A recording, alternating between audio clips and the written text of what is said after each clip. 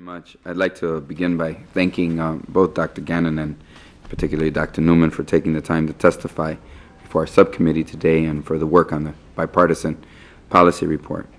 I agree that the United States must refocus its resources towards counter-radicalization efforts. We can all agree that it is in our best interest to avert acts of terrorism before they begin and to work to prevent the seeds of terrorist ideology from taking root. We must also recognize that in order to face the clear and present danger presented by homegrown terrorists who come from all faiths and walks of life, as has been testified to here, we must ensure that counter-radicalization efforts are not exclusively focused on Muslim Americans, because it would be contrary to the testimony that we've heard and to the study.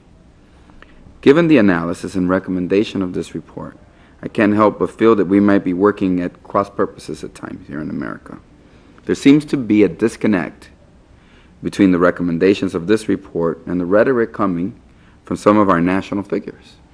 For example, the report states that Muslim Americans should be engaged in domestic counter-radicalization efforts. They should be engaged in them, not as potential suspects, but because their communities are vulnerable to radicalization and recruitment, and because they, the Muslims, are best positioned to repel al-Qaeda's efforts. And that's a quote. We just heard from Dr. Newman that we should be more accepting of them. And to the extent that is, it makes the process easier for us. And to the extent they aren't, it makes it more difficult. However, at the same time, we have presidential candidates like Newt Gingrich telling the Values Voters Summit that, quote, stealth jihadis use political, cultural, societal, religious, and intellectual tools. Violent jihadis use violence, but in fact they're both seeking to impose, to replace Western civilization with a radical imposition of Sharia. Now, I went and took the liberty of grabbing the good old Webster's Collegiate Dictionary, which always seems to come in useful. And so I looked up stealth, which I thought was the operating word in Newt Gingrich's, and it says, you know, something stolen, secret, the state of being unobtrusive, then of course the good old aircraft. But they talk about it more as an adverb than as a noun. And that is, that it relates to the behavior of the person, as in the stealth bomber. And so it talks about behavior. And then again, the report tells us that, quote, the aim of counter-radicalization is not, and I want to repeat, not to stigmatize people or turn entire groups into potential suspects. And then I'm watching the Republican presidential candidate, Herman Cain, telling CNN's John King, quote, I am going to take extra precautions if a Muslim person who is competent wants to work in my behavior. And I'm not going to go to Webster's dictionary, but if you look up the word competent, again, it's about people's behavior. And of course, a competent person is a person you could trust. Trustworthiness is part of competency. And so I just like Dr. Gannon and Dr. Newman to engage in a conversation here. What should we be doing, and how should we be reacting to these kinds of statements, and how do they fit into the dialogue we should have as Americans? First of all, considering I'm not American, you will excuse me for not commenting on the Republican presidential nomination. I always thought that this idea of a stealth jihad and of a campaign to introduce Sharia law in the United States of America was quite contrived. The people who argue that case believe that this conspiracy has been operating since 1962. Now, if there is a conspiracy, I don't believe there is one. If there is a conspiracy, it must be one of the least effective conspiracies in modern history. 99% of the US population are not Muslim. Of the remaining 0.8%, the vast majority are totally committed to US Constitution. So the chances, the odds of the remaining 6 people to overthrow the US Constitution are, I believe, quite low. There is a threat from homegrown terrorism, as we've seen in the data. And I think that is the threat that we should concentrate on, rather than stamping an entire community as potential terrorists. That's very helpful. Thank you, Dr. Gann. And you don't have to particularly speak to...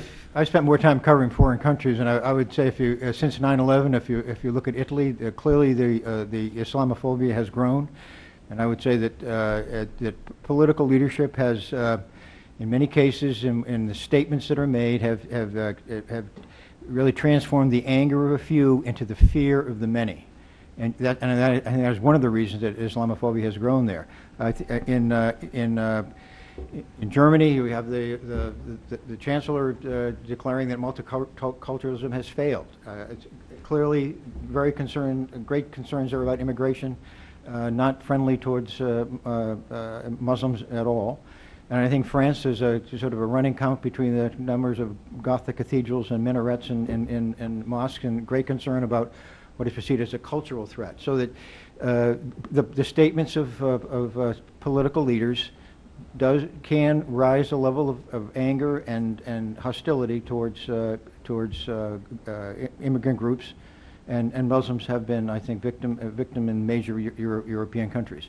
I think what is wonderful about the United States is because the freedom of speech, if a statement is made that we find offensive, somebody else can make a statement that counters it. And I would just hope that in the environment of the freedom of speech that we will come to a recognition that is closer to the reality of what Muslims have contributed to our society, and they, like all groups, will be treated fairly within our democratic process.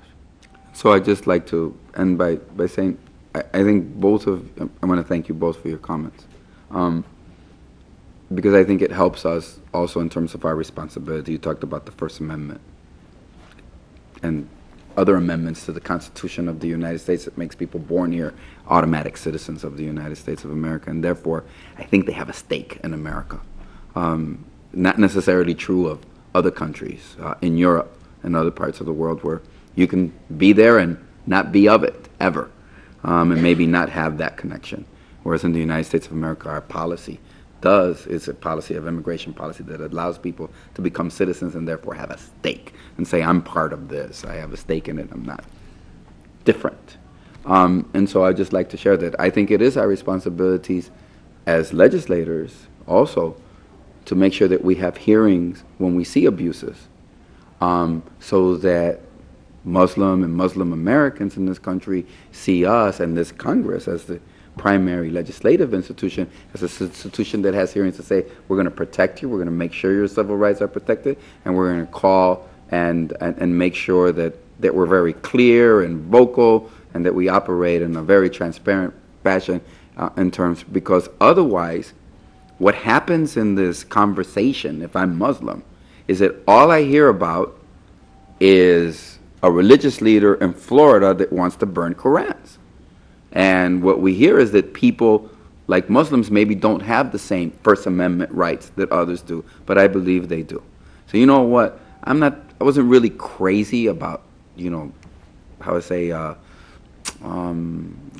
protecting, looking at the First Amendment. I believe so much in it. But I kind of came around. It really angered me when I saw people burn, even though it was an act of First Amendment act, right, of burning an American flag. It just really angered me. So I can only imagine, right, given that, even though I defend the rights of people to do it in the First Amendment, but God, it really angers me. I can only imagine what it's like when people see their Quran burned in America. So I think radicalization comes about by actions in a society, too, that we also need to speak to. And I want to thank you both for the wonderful study and the wonderful information. I think it's going to help us greatly. Thank you. Thank you, Mr. Gutierrez. I think one of the